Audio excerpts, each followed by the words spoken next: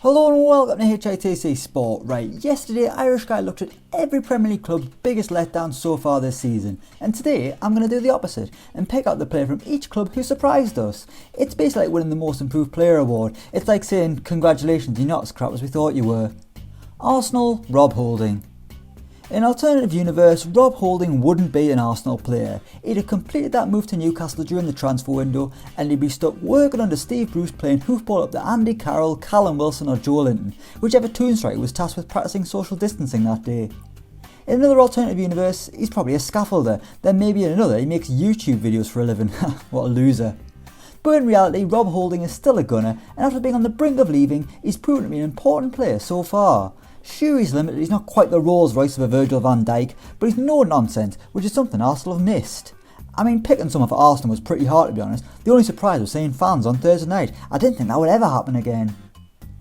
Aston Villa, EZRI KONSA. I mean, the biggest surprise involving the Villa was when they tonked Liverpool 7-2. That was an amazing night for Villa fans, but a horrendous one for the Reds. Spare a thought for me though, I had to sit through the whole game and watch it with a Liverpool fan on a birthday, and I wasn't even allowed to laugh every time Ollie Watkins went through on goal. On to Villa's biggest surprise though, and I'm going to go with the goal machine, EZRI KONSA. Villa have been a lot tighter at the back this season, and one of the reasons has been the form of EZRI KONSA. And not only that, he's helped himself to a couple of goals too. That's more than the flop Wesley. I mean, he hasn't played at all because of injury, but why let the truth get in the way of a good narrative, eh? Brighton, TARIQ LAMPTEY.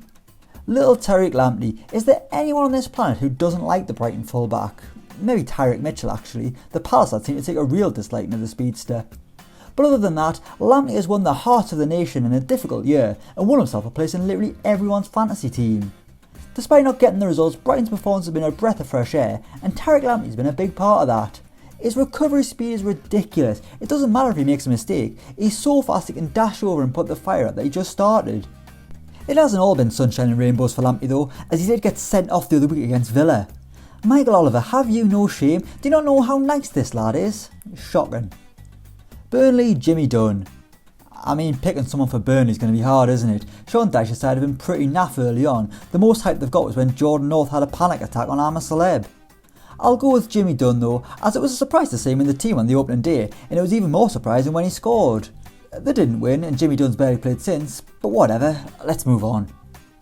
Chelsea, Kurt Zouma. Out of nowhere, Chelsea have turned into a solid team under Frank Lampard. When they signed every attacker under the sun and a pensioner centre-back over the summer, we all thought this is going to be entertaining, but over the past month, Lampard's proved us all wrong and found the balance of defence and attack. Or maybe just because he signed a competent goalkeeper. But the biggest surprise I think has to be Kurt Zouma. A man whose career has been so stop-start you'd think he was a traffic light. Zouma's found the perfect partner in Thiago Silva, with the pair helping lay the foundations of Frank Lampard's title charge.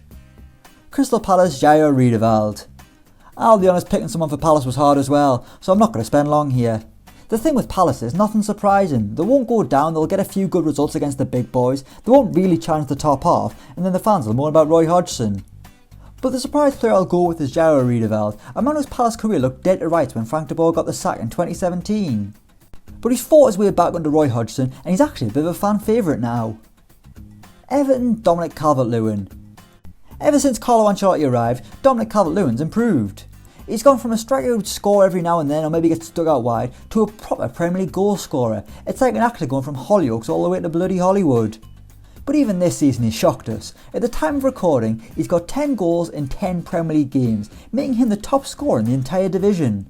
Not only that, but he's an England star as well, and will probably be Harry Kane's backup at the Euros. Fulham, Andre Frank Zambo Anguissa. While Fulham have been pretty awful this season, I've actually got a few candidates for most surprising player.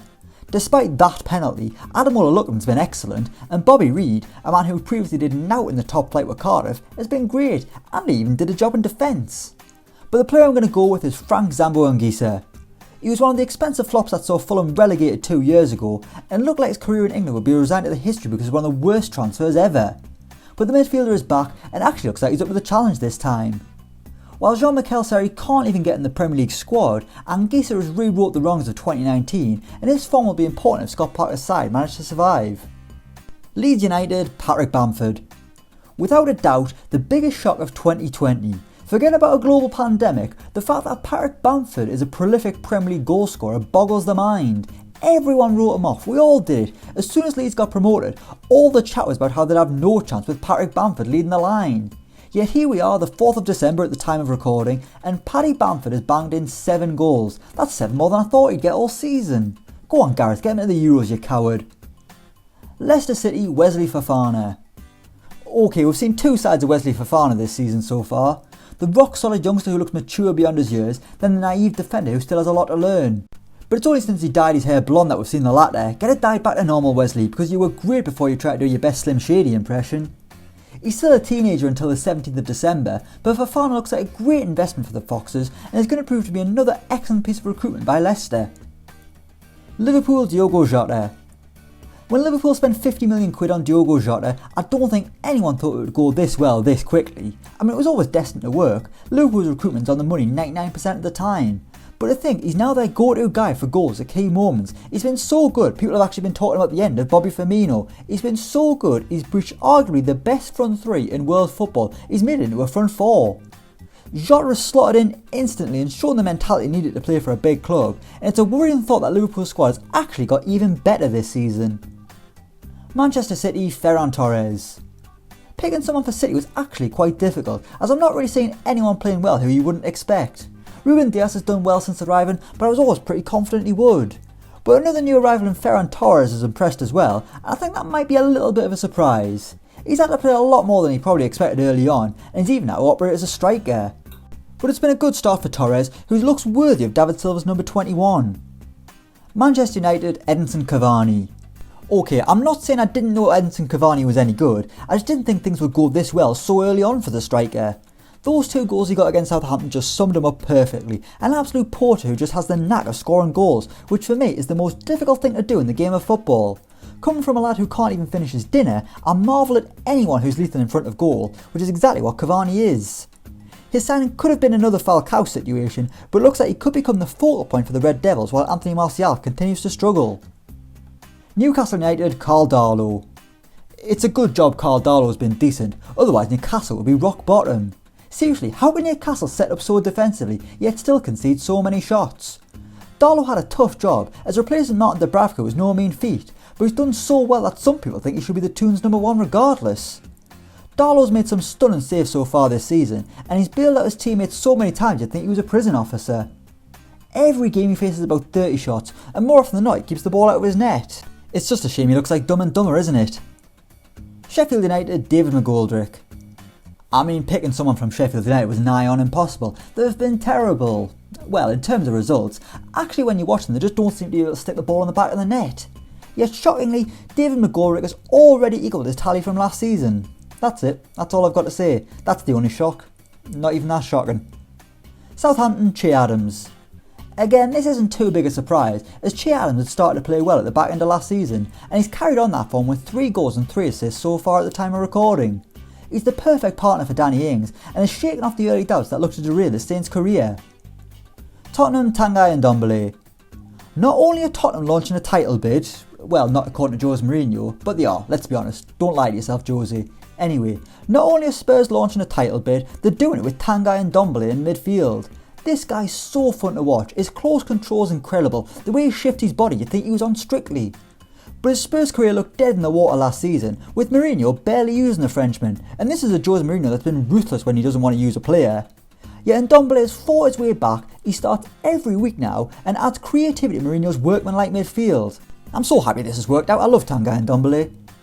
West Brom, Conor Gallagher. West Brom have struggled so far this season, but I think for surprising player I'll go with Conor Gallagher. The Chelsea loanee is doing his best in there for the Baggies and looks like he's definitely got a future in the Premier League. Whether West Brom do or not is a discussion for another day. They don't. West Ham, Vladimir Koufal.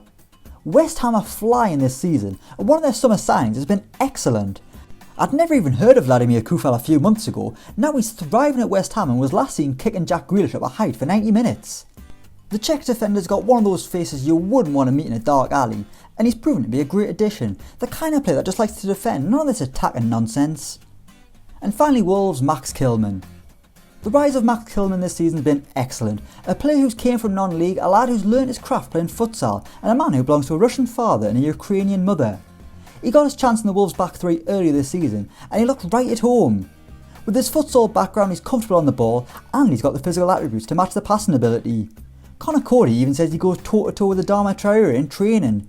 Christ, I couldn't think of anything worse. Adama Traore is such a beast, he'd shoulder barge me all the way at the job centre. So there we go, that's every Premier League club's most surprising player so far this season. Let me know what you think in the comments down below. As always, don't forget to like, share and subscribe to HITC Sport, and until next time, we will see you around.